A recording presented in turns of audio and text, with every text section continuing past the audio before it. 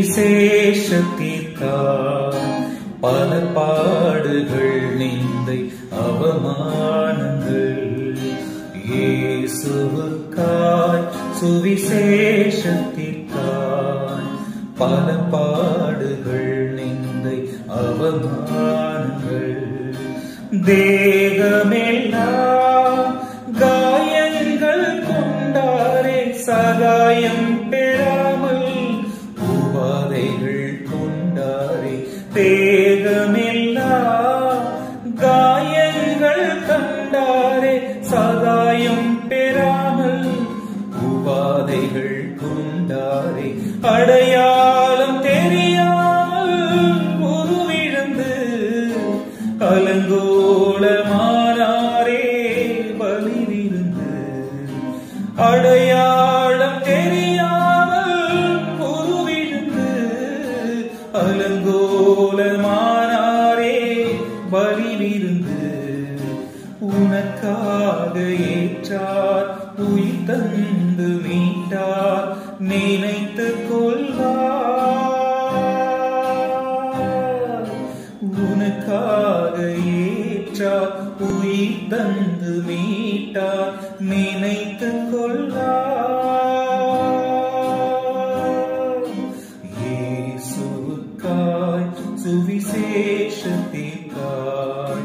பல பாடுகள் நிந்தை அவமானங்கள்.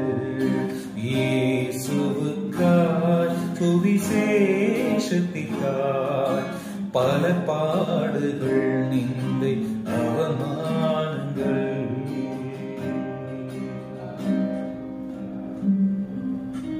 My beloved friends in Jesus Christ, I greet you in the name of Lord Jesus Christ. கர்த்தருடைய பிள்ளைகளே, இந்த அருமையான காலை தியானத்தில் உங்களை அன்போடு வாழ்த்தி வரவேற்கின்றேன். இந்த நாள் ஒரு விசேஷமான நாள், வியாகுல வியாழன், மாண்டி தர்ஸ்டே என்று இந்த நாளை நாம் சொல்கிறோம். இந்த உலகத்தில் எல்லா நாளையும் சாதாரணமாக நம்ம தர்ஸ்டே அப்படின்னு சொல்லுவோம். ஆனால் இன்னைக்கு உலகம் எங்கிலும் வியாகுல வேழன் என்று சொல்லுவாங்க, மாண்டி தர்ஸ்டே என்று எல்லாராலும் சொல்லப்படுகிறது. நாளுக்கே, அதாவது சரித்திரங்களை படைத்த தேவன், சரித்திரத்தை உண்டாக்கினவர், நாட்களுக்கு கூட இப்படி சரித்திரங்கள் மாறுகிறது. புனித வாரமாக ஹோலி வீக் என்று இதை நாம் சொல்லுகிறோம். நாளை கூட அதாவது புனித வெள்ளி, அவர் ஜீவனை நமக்காக கொடுத்ததை புனித வெள்ளி என்று மாறியது, நல்ல வெள்ளி. இந்த மாதிரி ஒரு சரித்திரங்கள் சொல்லும் வண்ணமாக ஆண்டவர் அழகாய் நாட்களையே, அதாவது நாட்களை உருவாக்கினவர், வானத்தையும் பூமியையும் சிருஷ்டித்தவர், ஆதியிலே வானத்தையும் பூமியையும் சிருஷ்டித்தவர் என்று சரித்திரங்கள் சொல்லுகிறது. வேதத்திலே, இந்த புனித நூலிலே ஆதியிலே தேவன் வானத்தையும் பூமியையும் சிருஷ்டித்தார் என்று ஹிஸ்டாரிக்கலா சொல்லப்படுகிற ஒரே ஒரு புத்தகம், it is called the holy Bible. எல்லார் கையிலும் இருக்கின்ற இந்த புனித நூல், பரிசுத்த வேதாகம் என்று அழைக்கப்படுகின்ற இந்த நூலிலே இது எழுதப்பட்டுள்ளது. ஆதியிலே, மனுஷனுக்கு ஆதியை உண்டாக்கினவர், இந்த உலகத்தை சிருஷ்டித்தவர், மனிதனை சிருஷ்டித்தவர், உயிரினங்களை சிருஷ்டித்தவர், சகல கோடி ஜீவராசிகளையும் அவர் உருவாக்கின தேவன் என்பது அவருடைய பெயர். உண்டானதொன்றும் அவராலே அன்றி உண்டாகவில்லை என்று யோவான் நற்செய்தி நூலில் 1ஆம் அதிகாரத்திலே நாம் வாசிக்கிறோம். உண்டானதொன்றும், இந்த உலகத்திலே நாம் கண்ணிலே காண்கின்ற எல்லாவற்றையும் உண்டாக்கினவர் அவர் மட்டுமே. நாம் கண்களிலே காணாதவைகள் பல இருக்கிறது. அப்போ அவ்வளோ விசேஷமா ஆண்டவர் சொல்லியிருக்கிறார். பைபிள்ல மட்டும்தான் அது எழுதப்பட்டுள்ளது என்றால் எத்தனை ஆச்சரியம். இந்த நாளிலே அவர் வியாகுலப்பட தொடங்கினார்.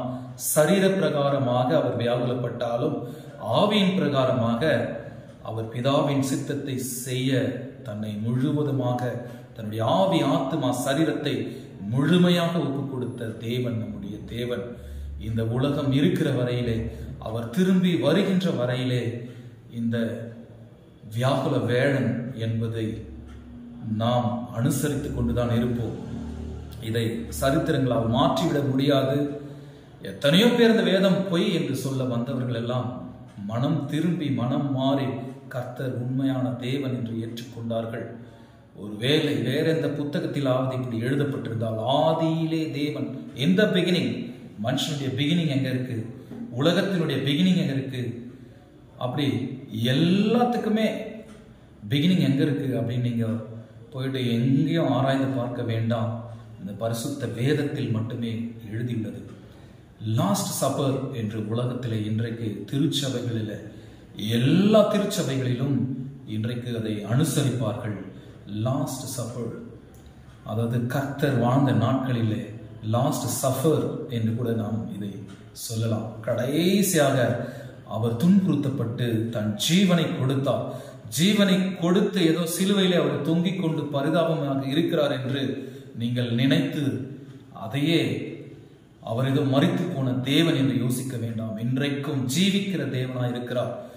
அந்த சிலுவையிலே அறையப்பட்ட கிறிஸ்து, அந்த சிலுவையிலே அறையப்பட்ட அந்த காட்சிகளை நாம் பார்க்கும் பொழுது அவர் நமக்காக எவ்வளவாய் அக்கிரமங்களை ஏற்றுக்கொண்டு, பாடுகளை ஏற்றுக்கொண்டு, நிந்தைகளை ஏற்றுக்கொண்டு, அவமானங்களை ஏற்றுக்கொண்டு அவர் வாழ்ந்தார் என்பதை சரித்திரங்கள் சொல்கிறது.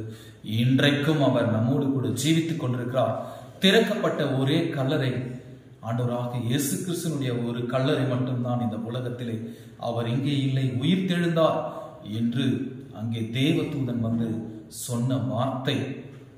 கல்லறையில நிறைய பேர் வாசகங்கள் எழுதி வைப்பாங்க, ஆனா இயேசு கிறிஸ்துனுடைய ஒரு கல்லறையில மட்டும்தான் இஸ் நாட் ஹியர், இஸ் ரிசன் என்ற வார்த்தையை அங்கே தேவதூதனாலே சொல்லப்பட்டது. எந்த கல்லும் அவரை மூடி வைக்க முடியவில்லை. அவர் கல்லறை திறந்து இன்றைக்கும் ஜீவனோடு கூட இருக்கிறார். இன்றைக்கு இந்த லாஸ்ட் சஃபர் என்று நாம் அனுசரித்துக் கொண்டிருக்கின்றோம்.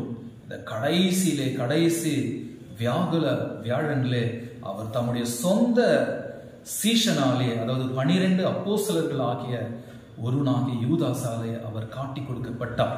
இன்றைய தியான வசனத்தை நாம் எடுத்துக்கொள்ளலாம். மத்தேயு சுவிசேஷம் 26வது அதிகாரம்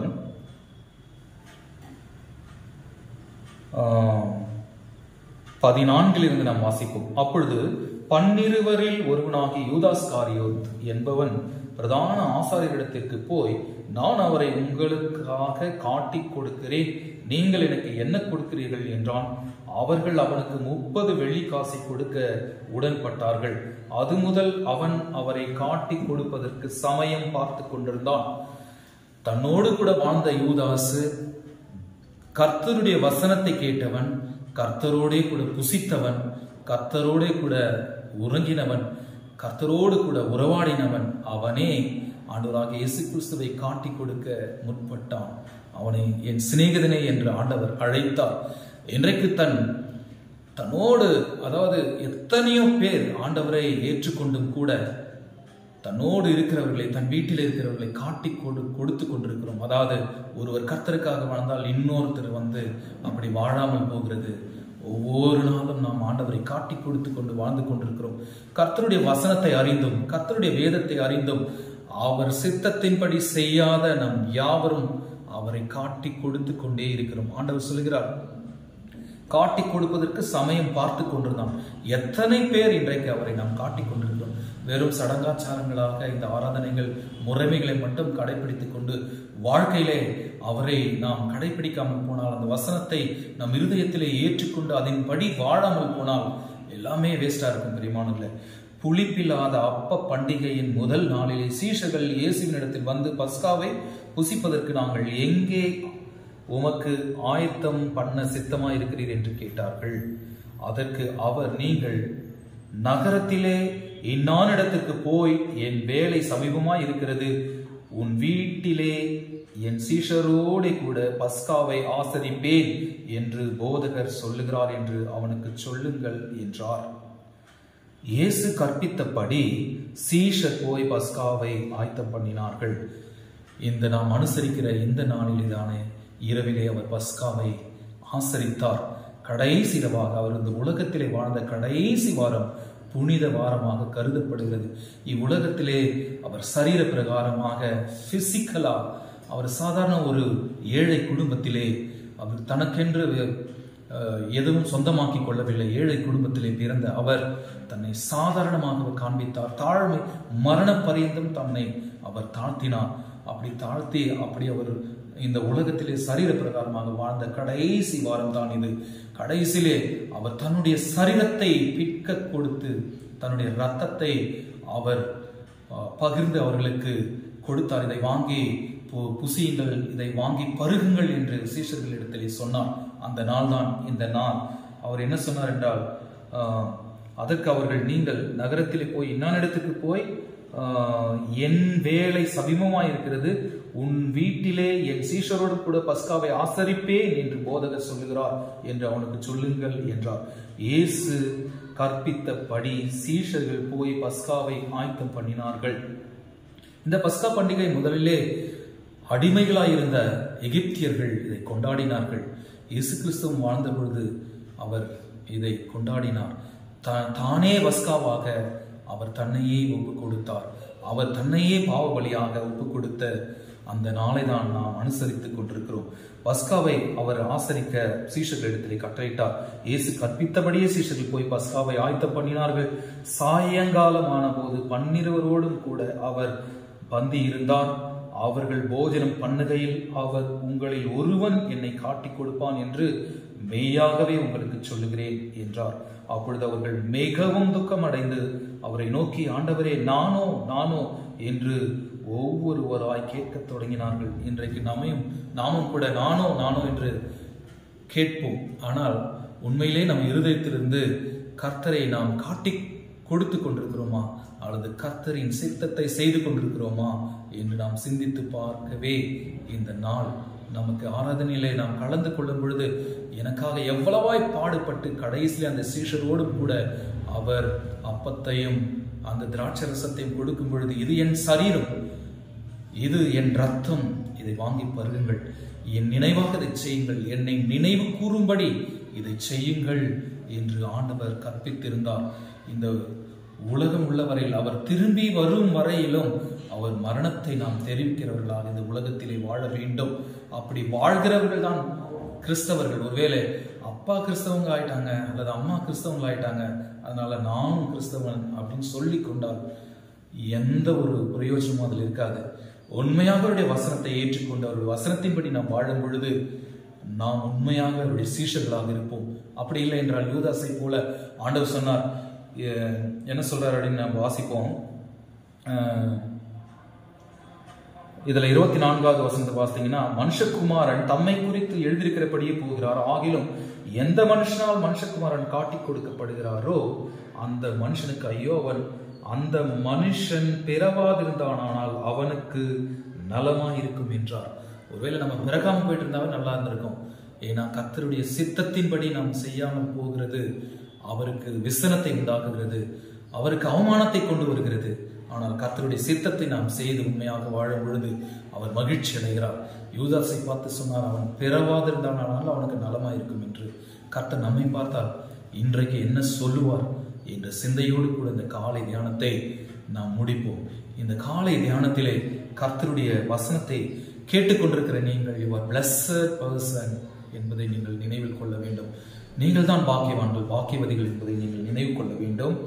இப்பொழுது சாயங்காலமான போது 12 கூட அவர் பந்திருந்தார்.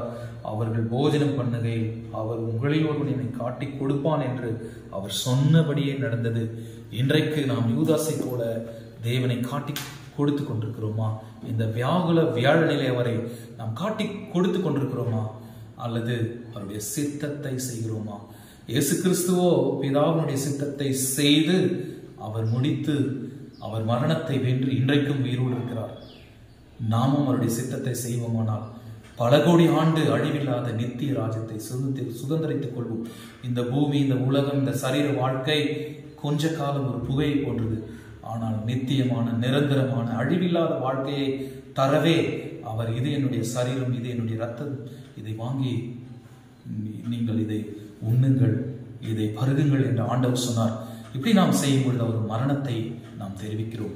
தொடர்ந்து அவருடைய மரணத்தை, அவர் வருகை வரை நாம் உயிருள்ளவரை அதை தெரிவிப்போம். கர்த்தர் உங்களை ஆசீர்வதிப்பார்.